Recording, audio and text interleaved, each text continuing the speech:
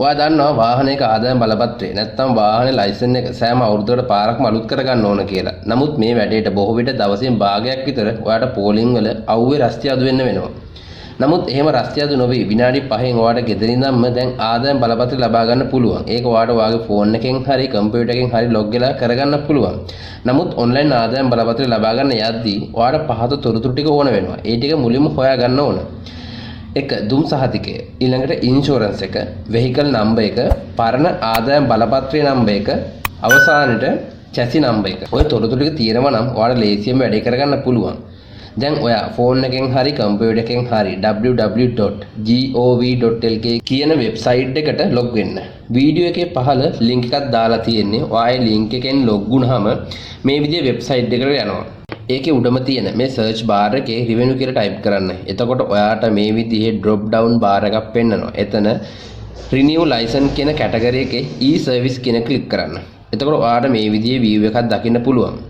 එතන මේ විදිහට ඔන්ලයින් ආදායම් බලපත්‍රය ලබා ගන්න පුළුවන් වාහන මොනවද කියලා සඳහන් කරලා තියෙනවා. ඒ කියන්නේ ඔයාට මේ විදිහට ඔන්ලයින් ආදායම් බලපත්‍රය ලබා ගන්න පුළුවන් වෙන්නේ මෝටර් කාර්ස් වලට, motor cycle, dual purpose vehicle, three wheel වගේම ලෑන්ඩ් වෙහිකල් වලට. ඒ වගේම මේ ප්‍රොසෙස් එකට ඉන්ෂුරන්ස් සර්ටිෆිකේට් එකයි දුම් සහතිකයි ඕන කියලාත් මෙතන සඳහන් කරලා තියෙනවා. තවත් පහලින් ඔයාට ඉන්ෂුරන්ස් කරගන්න පුළුවන් ඉන්ෂුරන්ස් කම්පැනි ටිකයි දුම් සහතිකය ගන්න පුළුවන් ආයතන ටිකයි සඳහන් කරලා තියෙනවා.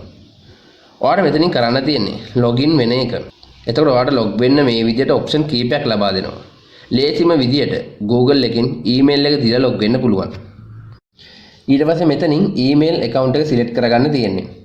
දැන් දකුණු පැත්තේ උඩින් මේ විදිහට ඔයා ලොග් වෙලාද ඉන්නේ කියලා පෙන්නනවා. හරි. දැන් ඔයාට තියෙන්නේ renew license කියන එක සිලෙක්ට් කරන්න. ඊට පස්සේ මෙතනින් ඔයාගේ පළාත සිලෙක්ට් කරලා ඊළඟ එකට ඔයා ආදායම් බලපත්‍රය ගන්න යන වාහනයේ නම්බර් එක ටයිප් කරන්න.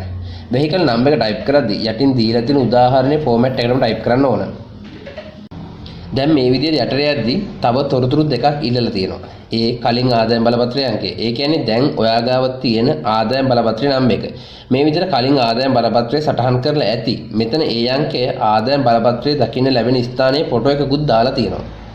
දෙවෙනියට චැසි නම්බර එක අහනවා. ඒක ඔයාගේ වාහනේ පොතේ තියෙනවා. දැන් ඔයා ෆිල් කරපු සියලුම ඩීටේල්ස් හරිද කියලා තව පාරක් චෙක් කරගන්න. ඊට පස්සේ ඕකේ බටන් එක ක්ලික් කරන්න තියෙන්නේ. හරි. දැන් මේ තොරතුරු නිවැරදිද බලන්න. පළවෙනි එක අයිතිකරුගේ නම. සමහර විට ඔයා තාම ඕනර්ෂිප් එක වෙනස් කරලා නැත්නම් පරණ අයිතිකරුගේ නමම තමයි ඇත්තේ. ඒ කියන්නේ මෙතන එන්න ඕන වාහනේ පොතේ සඳහන් නම. දෙවෙනියට වැදගත්ම දේ ඇඩ්‍රස් එක. මෙතන සඳහන් වෙලා තියෙන ඇඩ්‍රස් එක තමයි අදාළ ප්‍රාදේශීය ලේකම් කාර්යාලයේ ආදායම් බලපත්‍රය පෝස්ට් කරන්නේ. ඒ කියන්නේ මෙතන සඳහන් වෙන්නේ පොතේ තියෙන ඇඩ්‍රස් එකම තමයි. ඒ ඇඩ්‍රස් එක ඔයාලා වෙනස් කරන්න බෑ. දැන් ඔයා ඉන්නේ මේ සඳහන් ඇඩ්‍රස් එකේ නෙවෙයි නම් මෙතන සඳහන් ඇඩ්‍රස් එකේ අයව දැනුවත් කරලා ඒ ආදායම් බලපත්‍රය ආවම ඔයා ඒක ගන්න විදිය කලින්ම ප්ලෑන් කරගන්න ඕන. හැබැයි ඒ ඔයාගේ ඇඩ්‍රස් එක නම් ඔයාලා කිසිම ප්‍රශ්නයක් නැහැ. හරි. දැන් මෙතන තියෙන තොරතුරු හරිනම් කන්ෆර්ම් බටන් එක ක්ලික් කරන්න. ඊළඟට එන වින්ඩෝ එකේ ඔයාගේ vehicle number එක ආදායම් බලපත්‍රය අවසන් වූ දවස වගේම ඔයාගේ ආදායම් බලපත්‍රය expiredද renewableද validද කියලා පෙන්නනවා. බොහෝ විට renewable හරි expired හරි කියලා සටහන් වෙලා ඇති. තොරතුරු හරිනම් continue බටන් එක ඔබන්න. හරි. දැන් ඔයාට ඊළඟ වින්ඩෝ එකෙන් renew license details පෙන්නනවා. මෙතනින් ඔයාගේ ඉන්ෂුරන්ස් ආයතනය මොකක්ද කියලා තෝරන්න ඕන. ඒක ඔයාගේ ඉන්ෂුරන්ස් කාඩ් එකේ ඉදිරිපස ලොකුවට සඳහන් කරලා ඇති. ඒකට මෙතන ක්ලික් කරලා පහළට එන drop down bar එකේ ඔයාගේ වාහනේ ඉන්ෂුරන්ස් ආයතනය සිලෙක්ට් කරලා ඊට එහා පැත්තේ තියෙන validate කියන බටන් එක ක්ලික් කරන්න ඕන. දැන් බලන්න validate බටන් එකට එහා පැත්තේ මේ විදිහට valid කියලා පෙන්වුවද කියලා. valid කියලා පෙන්නනවා නම් ඉන්ෂුරන්ස් එක ඕකේ. ඒත් not valid කියලා පෙන්නනවා නම් ඉන්ෂුරන්ස් එක දාලා ඉන්න වෙනවා. හරි. දැන් ඔයාට දකින්න පුළුවන් මේ විදිහට ඔයා අලුතින් ගන්න යන ආදායම් බලපත්‍රයේ valid කාලපරාසය වගේම ඒ සඳහා ඔයාට යන වියදමත්.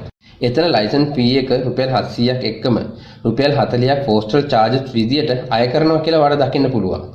දැන් continue බටන් එක ක්ලික් කරන්න තියෙනවා.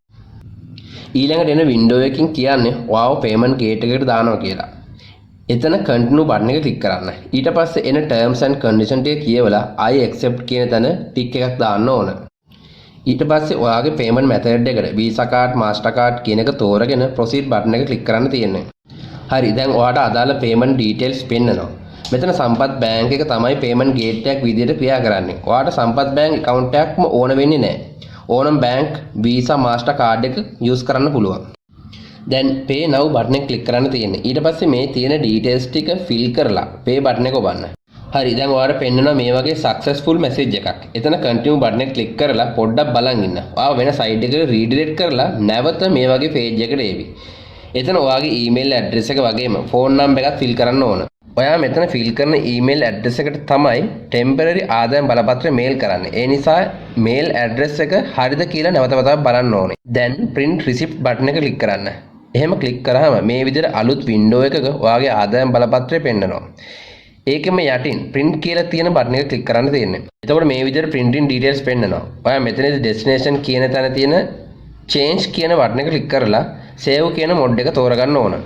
එතනදී save as pdf කියන ක්ලික් කරලා මේ විදිහට save දෙන්න. එතකොට save වෙන්න ඕන කොහෙද කියලා අහනවා. ඔයා කැමති තැනක save කරගෙන ඉවර වෙලා ඒ pdf file එක communication එකකින් color print out එකක් අරන් තියාගන්න. මතක තියාගන්න ඔයා print කරගත්ත temporary ආදායම් බරපත්‍රය valid වෙන්නේ දවස් 14ක් විතරයි කියලා. ඒ වගේම ඔයා දැන් බලයි මම කලින් කිව්ව විදිහට දුම් සහතිකයේ තොරතුරු ඉල්ලුවේ නෑනේ කියලා. නෑ. දුම් සහතිකයේ තොරතුරු මෙතනදී මැනුවල් දෙන්න ඕන වෙන්නේ නෑ. ඒ තොරතුරු අදාළ පාර්ශ්ව වලට ගිහින් තියෙන්නේ. ඔයාලට කරන්න තියෙන්නේ දුම් සහතිකය ගන්න එක විතරයි. ඔයා මේ වීඩියෝ එකෙන් යම් දෙයක් ඉගෙන ගත්තා නම් subscribe කරලා like කරලා share කරන්නත් අමතක කරන්න එපා. ඒ වගේ මොනවා හරි ගැටලුවක් තියෙනවා නම් comment එකක් දාලා කියන්න. අනිවාර්යයෙන්ම කියලා දෙන්නම්. බොහොම ස්තුතියි.